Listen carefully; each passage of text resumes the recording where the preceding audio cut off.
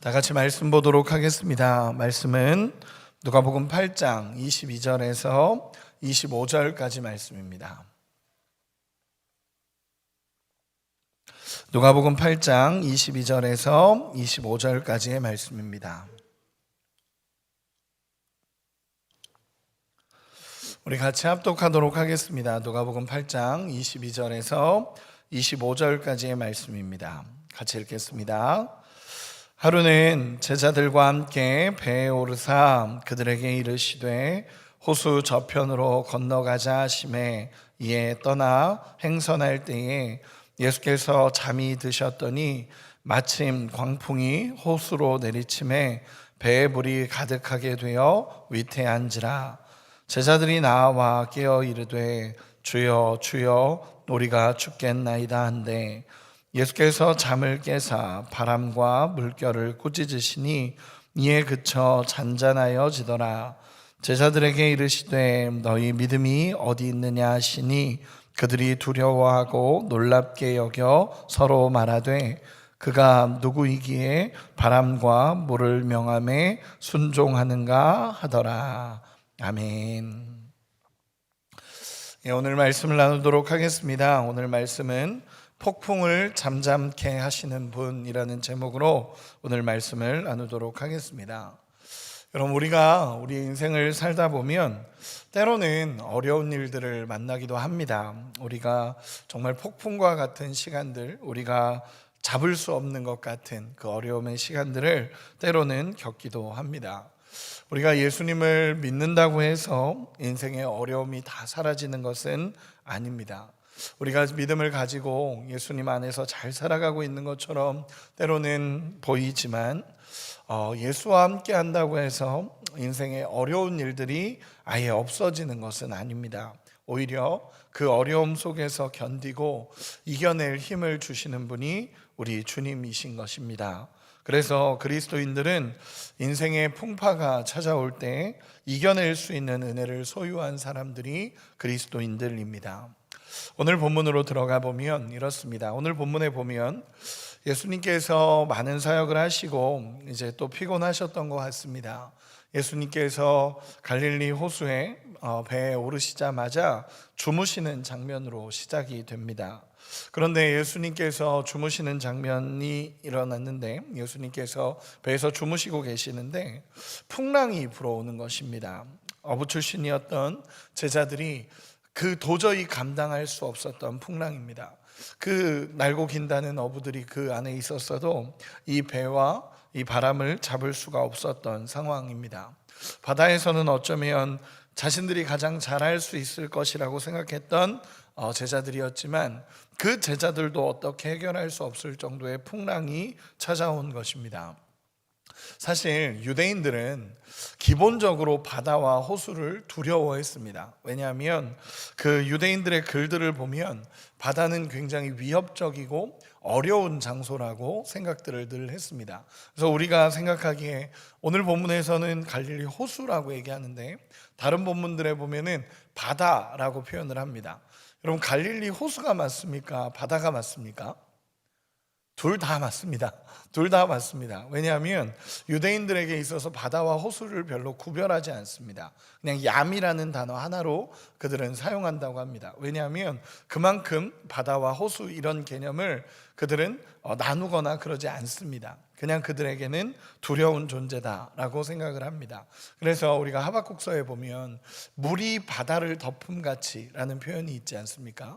거기서 물은 생명을 의미하고 바다는 어둠을 상징합니다. 그래서 물이 바다를 덮는다라는 것은 생명이 어둠을 덮는다라는 표현과 같습니다. 어쨌든 그들은 갈릴리 호수냐 갈릴리 바다냐 여러 논증이 있지만 사실은 유대인들은 별로 신경 쓰지 않는 이야기입니다. 얌이라는 단어 하나로 통일이 됩니다. 그만큼 그들은 바다를 두려워하기도 했고 호수와 이런 물을 두려워했습니다. 그들이 기업으로 받았던 것은 땅이지 물이라고 생각하지 않았습니다. 어쨌든 그런 이 바다 속에서, 이 호수 속에서 정말 그들이 할 수 없는 풍랑이 불어오는 상황이 벌어진 것입니다. 그런데 이런 상황에서 예수님은 주무시고 계신 거죠. 제자들은 자기들이 할 만큼 다 해보다가 결국 예수님을 찾습니다. 그리고 주무시는 예수님을 깨우고 우리가 죽겠나이다 라고 외치자 예수님께서 일어나셔서 제자들을 책망하시고 바람과 바다를 책망하십니다. 그러자 모든 것이 잠잠해지게 됩니다. 결론적으로 예수님이 뭐라고 말씀하시냐면 이 문제를 향해서 너희가 왜 믿음이 없느냐라고 말씀하시며 믿음의 문제라는 것을 말씀하십니다. 근데 여러분 생각해 보시기 바랍니다. 여러분 이게 믿음의 문제입니까? 바람과 바다 앞에서 두려워하는 것이 믿음의 문제입니까? 우리는 보통 이런 문제를 볼 때 환경의 문제라고 얘기하고 우리가 할 수 없는 여러 가지 상황 아닙니까? 풍랑이 일어난 게 왜 믿음의 문제겠습니까? 그런데 예수님은 믿음의 문제다라고 오늘 본문에서 말씀하시는 것입니다. 오늘 본문은 사실 굉장히 간단한 본문이죠. 풍랑이 일었을 때 예수님 앞에 갔고 예수님께서는 그 바람과 바다를 잠잠케 하시고 제자들에게 믿음의 영역이다라는 것을 얘기해 주었다라는 사실은 굉장히 간단한 이야기입니다. 그런데 이 본문은 우리에게 정말 중요한 메시지 몇 가지를 우리에게 분명하게 주고 있습니다. 가장 중요한 메시지 첫 번째는 어떤 거냐면 예수님을 모시고 인생의 항해를 한다 하더라도 풍랑을 만날 수 있다라는 것이 우리에게 주는 정말 중요한 메시지입니다. 23절에 보면 예수님께서 그 배에 계셨음에도 불구하고 풍랑은 불어옵니다. 우리는 살아가는 인생 동안에 때로는 예수님이 계시면 풍랑이 없다라고 생각하는 게 우리의 인생 아니겠습니까? 우리가 예수님과 함께 하고 있으니까 내 인생에는 풍랑이 없을 거야 라고 생각할 때가 참 많습니다. 그런데 오늘 본문은 분명하게 이야기하는 것은 우리가 예수님이 계시는 배에 함께 타고 있다 하더라도 풍랑은 불어올 수 있다라는 것입니다. 그런데 중요한 게 있습니다. 단 주님이 함께 하시는 배는 절대로 파선하지 않는다라는 것입니다. 우리 인생에 풍랑이 불어올 수 있지만 예수님이 함께 하시는 배는 절대로 뒤집어지지 않습니다. 예수님이 함께 하시는 배는 사실은 아무리 풍랑이 몰아쳐도 가장 안전한 곳이 이곳이라는 것입니다. 우리가 살아가면서 여러 가지 많은 문제들이 있죠. 뜻하지 않은 질병들도 있고 경제적인 어려움, 여러 가지 갈등, 문제들 참 많습니다. 재밌는 것은요, 인생의 위기를 만나면 그 사람의 믿음이 그대로 드러납니다. 어떤 사람은 위기를 만났을 때 믿음이 더 좋아지는 사람도 때로는 있습니다. 위기를 만났을 때 오히려 하나님을 더 신뢰하면서 하나님 앞에 믿음을 보이는 사람들이 있는 반면에, 그러나 많은 경우에 믿음이 좋아 보였지만 위기 앞에서, 고난 앞에서 믿음이 사라져가는 사람들을 참 많이 보게 됩니다. 결국 인생의 위기를 만났을 때 그 사람의 믿음이 온전하게 드러난다라는 것입니다. 그러면 이런 상황 속에 진짜 그리스도인이라면 여러분 어떻게 해야 될까요? 이런 풍랑이 불어오는 상황 속에 정말 그리스도인이라면 어떻게 해야겠습니까? 여러분 풍랑이 들어올 때 참 혼란스러운 경우가 많습니다. 그렇죠? 갑작스러운 풍랑을 만나면 혼란스러운 경우가 많습니다. 이것이 맞는지 이것이 아닌지 여기서 어떻게 해야 되는지라고 생각하며 무너져 내려가는 경우가 참 많습니다. 그러니까 오늘 본문에 봐도 제자들도 이런 상황 속에 두려워하면서 죽겠다고 외치고 있는 그들의 모습입니다. 그러나 진짜 믿음의 사람들은요, 그럴 때 방향을 잃지 말고 우리 주님께 집중해야 된다라는 것을 오늘 본문에 보여주고 있습니다. 쉽게 얘기해서 기도할 때라는 것입니다. 인생의 위기가 찾아왔을 때 여러분 다른 곳에 마음을 두고 다른 곳을 바라보면서 허둥지둥하는 인생이 아니라 정말 그런 인생의 풍파가 찾아왔을 때 억지로라도 주님 앞에 나와서 기도하고 엎드리는 것이 그리스도인들의 모습이 되어야 한다라는 것입니다. 여러분 정말 혼란스럽고 정말 모든 것이 풍파고 모든 것이 혼란스러운데 고요한 곳이 어디 있습니다. 그곳이 어디겠습니까? 오늘 본문에 보면 예수님이십니다. 그렇게 풍랑이 몰아치고 제자들 죽겠다고 난리고 배는 뒤집어지고 배는 흔들리고 난리가 나 있는데 가장 고요하게 계시는 분이 계십니다. 그분이 누구냐면 예수님이십니다. 세상이 다 요동쳐도 우리 주님 요동하지 않으십니다. 그리고 제자들은 와서 예수님을 깨우게 됩니다. 여러분, 저는 참 제자들이 그래도 자기들이 할 방법 다 해보고 안 되니까 결국 예수님 깨우는 겁니다. 그래도 정말 감사한 것은 예수님 앞에 나가서 죽겠다라고 얘기했다라는 것이 정말 감사한 일이라고 저는 확신합니다. 제자들은 가서 예수님을 깨웁니다. 예수님에게 주님, 죽게 되었습니다. 우리가 죽게 되었습니다. 얼마나 믿음 없는 말입니까? 예수님 여기 계신데 주님, 나 죽게 되었습니다 라고 예수님을 막 깨웁니다. 그리고 예수님, 우리를 좀 살려주십시오 라고 외치는 것입니다. 예수님은 그 자리에서 일어나셔서 뭐라고 말씀하시냐면 예수님이 25절에 이렇게 말씀하십니다. 우리 25절 한 절만 같이 읽어보겠습니다. 같이 읽겠습니다. 시작. 제자들에게 이르시되 너희 믿음이 어디 있느냐 하시니 그들이 두려워하고 놀랍게 여겨 서로 말하되 그가 누구이기에 바람과 물을 명함에 순종하는가 하더라. 아멘. 예수님께서 일어나십니다. 제자들이 예수님을 막 깨우면서 주님, 죽게 되었습니다 라고 얘기하니까 예수님이 일어나셔서 바람과 바다를 꾸짖으십니다. 그랬더니 바람과 바다가 잔잔해져 버립니다.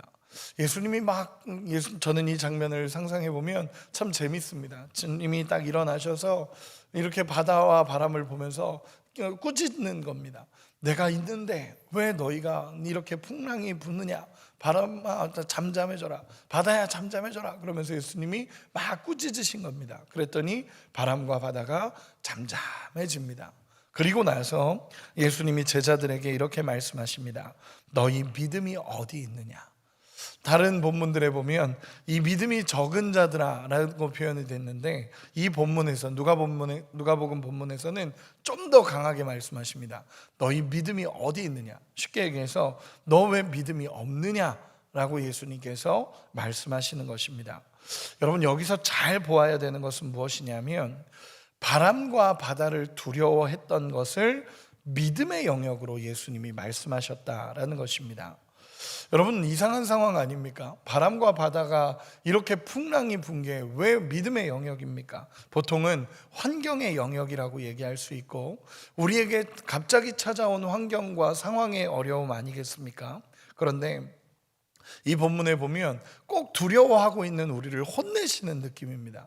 두려워했다는 것 자체를 예수님이 혼내시고 환경과 상황의 영역인 것 같은데 예수님은 믿음의 영역이라고 말씀하시며 때로는 이 제자들을 혼내는 것처럼 보여집니다. 여러분, 예수님의 진짜 마음이 뭘까요? 예수님의 진짜 마음이 뭘까라는 생각으로 이 본문을 보면 보이는 것이 있습니다. 그것이 무엇이냐면 예수님이 함께 하시는데 너희는 왜 두려워하느냐라는 것이 보여지는 말씀입니다. 내가 너희와 함께 하고 있는데 왜 너희는 두려워하고 풍랑이 일고 환경이 이런 상황이 벌어진다 하더라도 예수님이 지금 너희와 함께 하고 있는데 내가 너희와 함께 하고 있는데 너희는 왜 두려워하고 왜 어려워하느냐라고 말씀하시는 것이기 때문에 예수님은 이 모습이 믿음의 영역이다라고 말씀하시는 것입니다. 조금 더 쉽게 표현하면 이렇습니다. 여러분, 앞에서 이야기한 것처럼 예수님과 함께 하고 있는 배는 풍랑이 일지언정 절대로 파손하지 않습니다. 여러분, 믿으십니까? 정말 어떤 상황에도 풍랑이 불 수도 있고 환경의 어려움이 찾아올 수도 있습니다. 그런데 오늘 본문이 보여주는 핵심은요, 예수님과 함께하는 배는 절대로 파손하지 않습니다. 그리고 가장 안전하다라는 것을 예수님께서 말씀하시는 것입니다. 그렇게 예수님께서 말씀하시는 진짜 마음은 상황에 반응하지 말고 본질이신 예수님을 온전히 바라보라라고 예수님께서 말씀하시는 것입니다. 여러분, 예수님은 그들이 그렇게 두려워했던 바람과 바다를 책망하십니다. 그러자 바람과 바다가 잠잠해집니다. 이 모습은 어떤 것이냐면 그들이 따르고 있는 분이 누군지를 보여주시는 것입니다.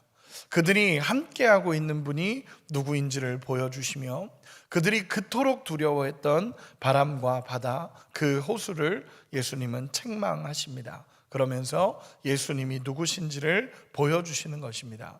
우리가 읽은 25절에 이렇게 얘기를 하죠. 예수님이 누구시기에, 그가 누구이기에 바람과 물을 명함에 순종하는가 하더라 라고 기록을 합니다. 즉 쉽게 얘기해서 제자들도 예수님이 이 정도까지 분이신지를 몰랐던 겁니다. 제자들도 그렇게 옆에 있으면서 예수님이 이 정도까지 하실 수 있는 분이신지는 모르고 살았던 것입니다. 여러분, 저는 이걸 다시 이야기하면 재밌는 것은 이런 풍랑이 있으니까 예수님이 어떤 분이신지를 알게 되고 이런 풍랑 속에서 하나님을 알아가는 은혜를 경험하게 된다라는 것입니다. 여러분, 우리 인생에도 때로는 이런 시간들이 있습니다. 우리 주님을 믿고 따르면서도 때로는 우리 인생에 찾아오는 풍파와 고난이 있습니다. 여러분, 그때마다 예수님을 온전히 신뢰할 수 있는 우리가 되시기를 소망합니다. 예수님을 붙잡을 때 우리는 온전한 회복을 경험하고 우리 주님이 정말 주시는 그 위로와 평강을 경험하게 될 줄로 믿습니다. 또한 이런 풍랑 가운데 하나님을 알아가는 은혜를 경험하게 되는 것입니다. 이런 풍랑 속에서 우리 하나님이 이런 분이셨지, 우리 하나님이 이런 분이셨지, 나의 모든 상황을 역전시키시는 분이 우리 하나님이시지라는 것을 깨닫게 되는 시간들이 될 줄로 믿습니다. 그래서 저는 때로는 우리 인생에 찾아오는 아픔과 슬픔, 절망, 가난, 이런 여러 가지들이 때로는 하나님의 은혜라는 것을 믿습니다. 왜냐하면 우리 주님을 알아갈 수 있고 또 때로는 우리 주님이 드러나는 시간이 되기 때문에 그렇습니다.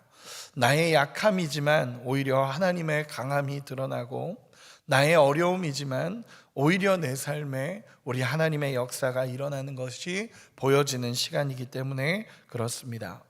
여러분, 때로는 우리의 인생에 이런 어려움, 때로는 내 인생이 절망적인 것 같은 시간일 때가 있습니다. 성경에 보니까 그런 상황들을 겪는 믿음의 선배들도 참 많았습니다.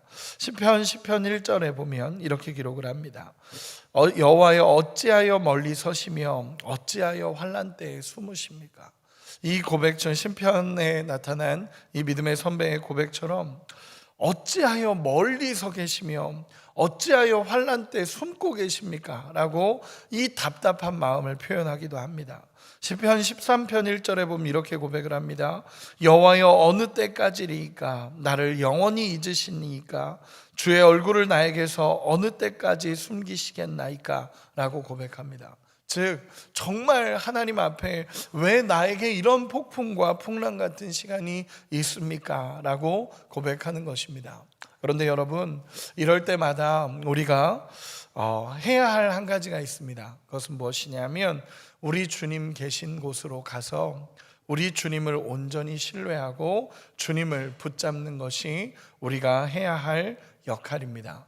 그때마다 하나님은 우리와 함께 하심을 또다시 알려주시고 우리가 주님을 찾을 때마다 주님이 모든 것을 해결하시고 이끌어 가시는 분이심을 여러분 믿고 우리 주님을 신뢰할 수 있는 은혜가 있기를 소망합니다. 말씀의 결론을 맺겠습니다. 여러분, 오늘 말씀을 보면서 우리가 생각해야 되는 것은 무엇이냐면 우리의 삶에 때로는 요동이 일어날 때, 우리의 삶에 풍파가 찾아오는 것처럼 느껴질 때 여러분, 제일 먼저는 우리를 돌아볼 수 있는 은혜가 있기를 소망합니다. 내 삶이 온전히 주님을 향하고 있는지, 정말 주님을 의지하고 있는 것이 내 삶의 모습인지를 돌아볼 수 있기를 소망합니다. 그리고 우리가 먼저 믿음을 가져야 합니다. 주님이 계신다면 반드시 해결되어지는 환난과 풍파입니다. 주님이 계신 배는 파선하지 않습니다. 풍랑이 오고 두려움이 있다 하더라도 주님이 함께 하시는 배는 절대로 파선하지 않습니다. 그 사실을 믿고 우리 주님을 온전하게 신뢰할 수 있는 은혜가 있기를 소망합니다. 또한 그 풍랑 가운데 우리 주님이 어떤 분이신지를 깨닫게 됩니다. 그리고 그 은혜 아래 또다시 우리 주님을 신뢰하며 살아갈 수 있습니다. 그렇기에 우리 인생을 가장 잘 아시고 가장 아름답게 이끌어 가시는 우리 하나님을 신뢰하며 고난 중에도 아픔 중에도 우리 주님을 온전하게 바라볼 수 있는 우리 모두가 되시기를. 그래서 우리 주님이 말씀하시는 대로 이런 모든 문제가 믿음의 영역임을 알고 온전히 주님을 신뢰하고 따르는 우리 모두가 되시기를 예수님의 이름으로 축원합니다. 기도합니다.